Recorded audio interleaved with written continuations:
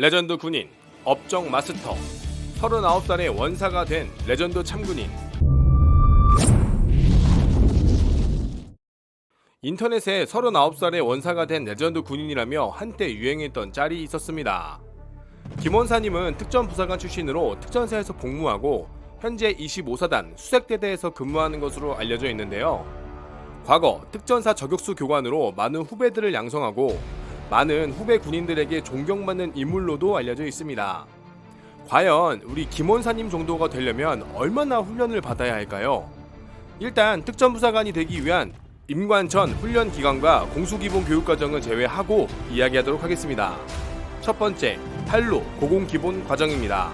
한로 고공기본과정 교육은 고고도 이탈, 저고도 개방이란 뜻으로 일반 전술 강화보다 두세 배 높은 고도에서 이탈, 자유낙하하다가 강화자가 고도를 확인하고 스스로 낙하산을 펼치는 것을 고공강화라고 합니다. 이것은 항공기가 적에게 노출되지 않고 강화자가 멀리서 낙하산을 타고 은밀히 침투하기 위해 받는 과정으로 교육과정은 지상교육 1주, 강화교육 5주로 진행, 고공 자격강화 22회를 수료하면 한로를 받을 수 있습니다. 다음으로 스나이퍼, 저격수 교육과정입니다. 총 3주 120시간으로 구성되어 있으며 2주간의 사격술 훈련, 1주간의 종합 사격 숙달이 있습니다. 사격술 훈련간에는 기초 사격술, 고급 사격술로 구분되어 훈련을 받고 위장술, 이동기술 및 방향 유지, 표적 선정 및 추적을 진행하며 마지막 종합 사격 숙달에는 모든 것을 종합하는 훈련을 진행하게 됩니다.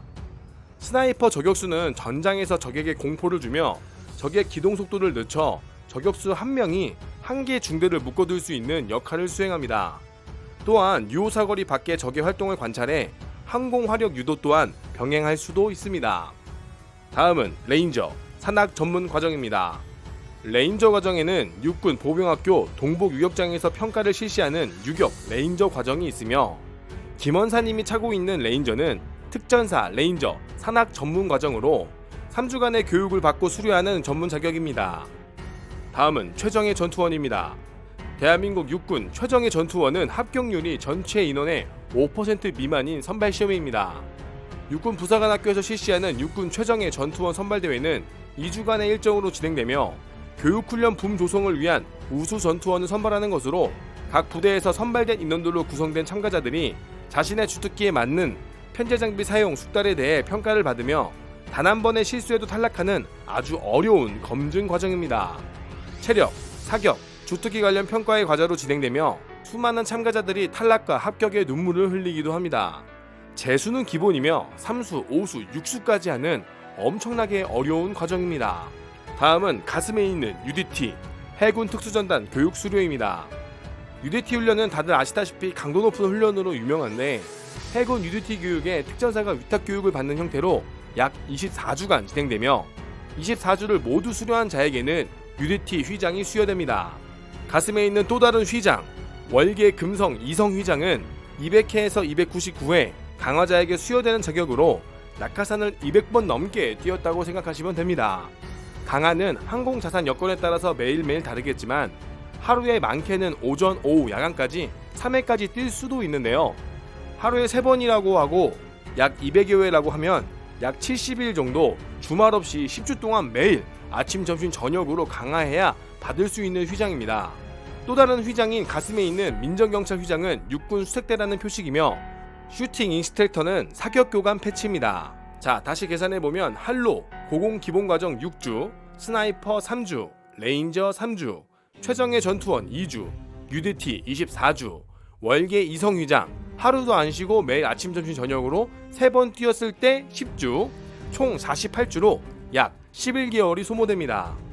임관하고 하루도 안 쉬고 퇴근하고 쉬는 거 없이 오직 훈련에만 집중한다고 했을 때 약 1년이 걸리는 시간입니다.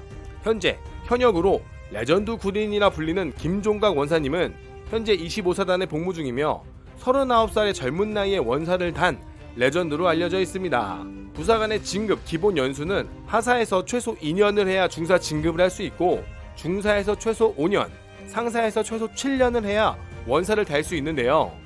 이렇게 모든 것을 1차 진급에 하는 경우 논리상으로는 14년이라고 나오지만 진급하는 월이 매년 조금씩 차이가 있으며 부사관의 진급은 정체기간도 꽤나 있고 앞에 선배들이 밀려있으면 후배들이 밀려나는 경우도 매우 많기 때문에 40살이 되기 전에 원사를 단 것 자체가 매우 대단한 일이라고 볼 수 있습니다.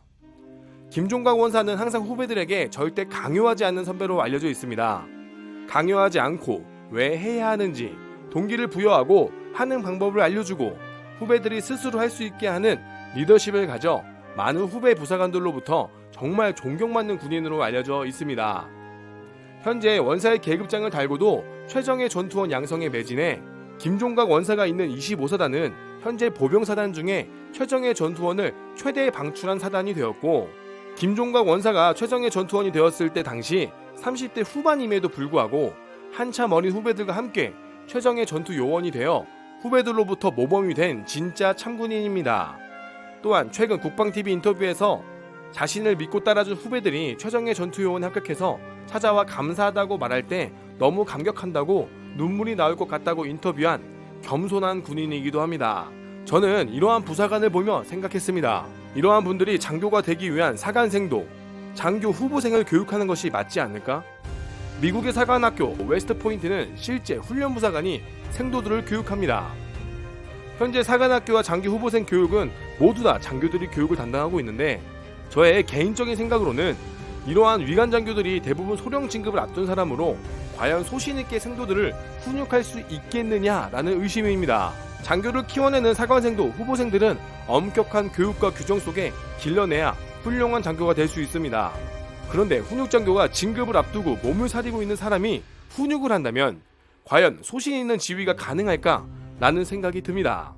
하지만 훈련부사관들은 대부분 상사까지 진급을 보장받고 100% 장기자이기 때문에 진급과 장기에 전혀 관련이 없으며, 또한 이러한 특수교육, 최정예 전투원이라는 누가 봐도 존경할 수밖에 없는 경력을 가지고 생도들을 훈육한다면, 그리고 훗날 생도들이 빛나는 소위로 임관했을 때 자신의 스승인 훈련부사관에게 경례를 해준다면, 그렇게 교육받은 장교들이 야전으로 나가 부사관을 무시하는 태도를 가질 수 있냐는 것입니다.